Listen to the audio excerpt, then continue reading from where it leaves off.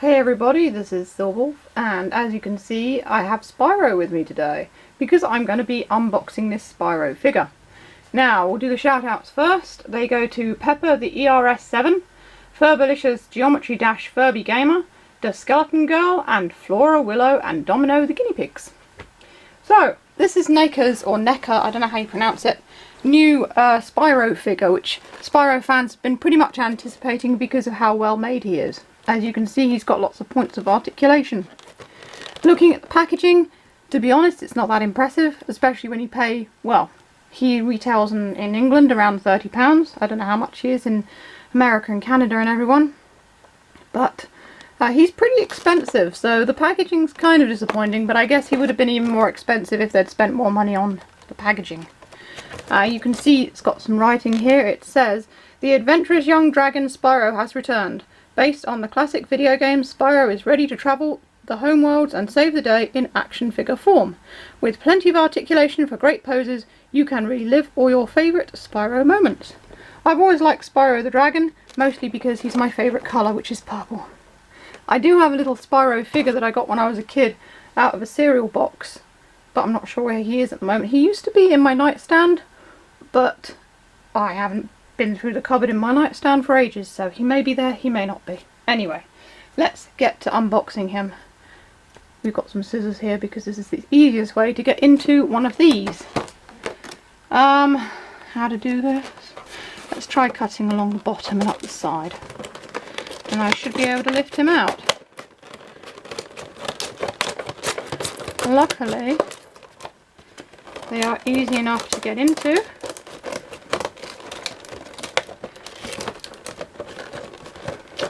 Like that.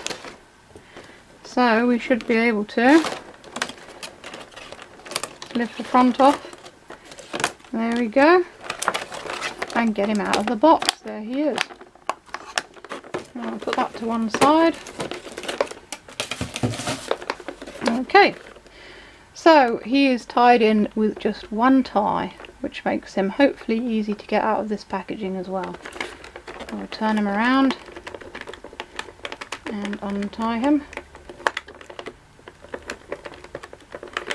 I think this company, my friend told me this company also does a Crash Bandicoot figure as well, because she said she has Crash too. So just take that off like that. Okay, well now we should be able to lift him out, theoretically. Ah, his tail's got sticky tape on it, so just take that off.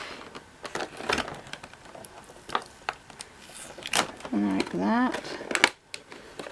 And take his tail out as well. There we go, there he is. Stand him up a little better. His joints are quite stiff from being in the box for a while. Oh, they are really stiff actually. There. So, there he is.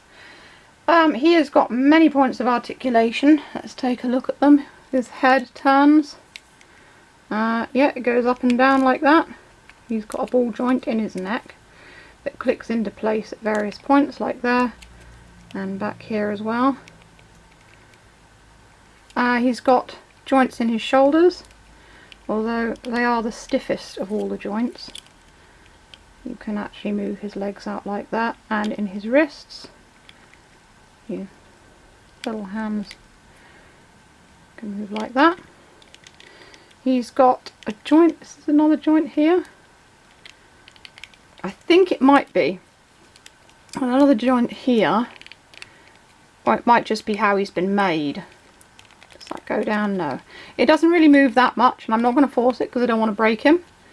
He does have a waist joint so that his body can move slightly like that. It doesn't move too much. Does it move on its side? It can move on its side like that. So that he can, I don't know, sit like that. That's a little odd. I could probably pose him better than that. And he's got joints in his hips. Now these ones are the hardest to move. They are really stiff. They'd probably get better with use. And his back feet do the same as the front feet as well. There we go. His wings, obviously, can't have a dragon if his wings don't move. And his tail has got lots of joints in it, so it moves in pretty much any direction you want. And rotates like that. So he is very well made. His articulation, he has got lots and lots of articulation. He is nicely painted as well. If you look closely, you can see the detail there on him. He's got all his scales and things like that. And it's nice and shaded along his back. It's slightly darker along the middle of his back and then lightens over his body. So I would say they used an airbrushing technique on him. So he is very nicely painted. His joints are a little stiff, but I think that they will sort of work out, you know, the more you play with him, the more you move him around. Is he considered to be a toy or collector's item?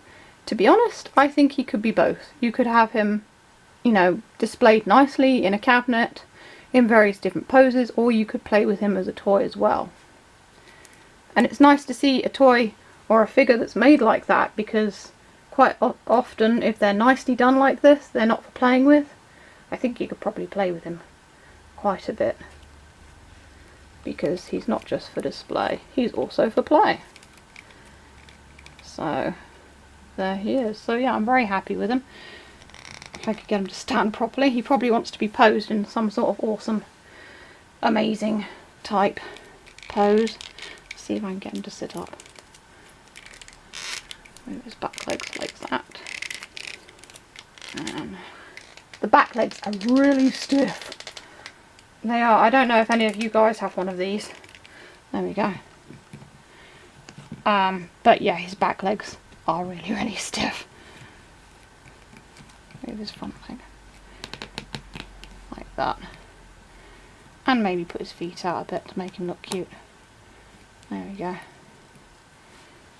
There he is, Spyro. So I hope you've enjoyed this unboxing. If you want to see more unboxings, there are a couple of links that'll come up on the screen right about now. And I will see all of you in the next video. This is Silverwolf signing off.